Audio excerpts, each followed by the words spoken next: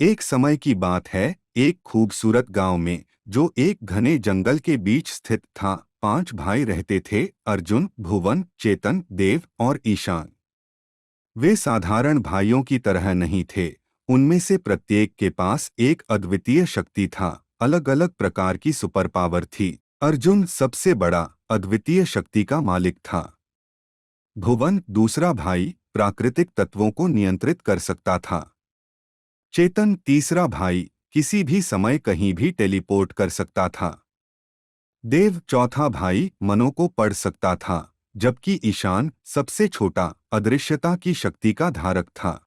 उनकी असाधारण शक्तियों के बावजूद चारों एक साधारण जीवन जीते थे, गांव वालों की मदद करते हुए और जंगल को किसी भी खतरे से बचाते हुए। उनकी शक्तियां एक दूसरे की सहायता करती थी, जिससे वे हार नहीं सकते थे।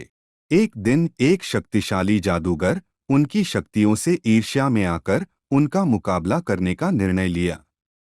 उसने गांव पर पौराणिक प्राणियों की एक सेना को छोड़ दिया, उम्मीद करते हुए कि वह भाइयों को हराकर उनकी शक्तियों को अपने पास कर सकेगा। वे अपनी गांव की सुरक्षा कर रहे थे।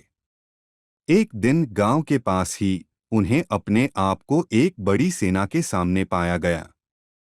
वे जल्दी से अपने सुपर पावर का इस्तेमाल करके गांव की सुरक्षा के लिए तैयार हो गए। वे उनके असली लक्ष्य को जानते थे, अपने गांव की रक्षा करना।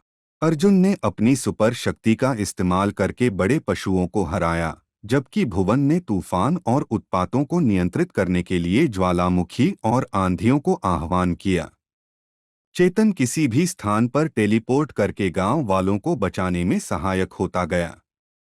देव ने प्राणियों के मन में जाकर उनके कमजोरी का पता लगाया, जबकि ईशान अपनी अदृश्यता की शक्ति का उपयोग करके शत्रुओं की प्लानिंग में अड़गा लगाया।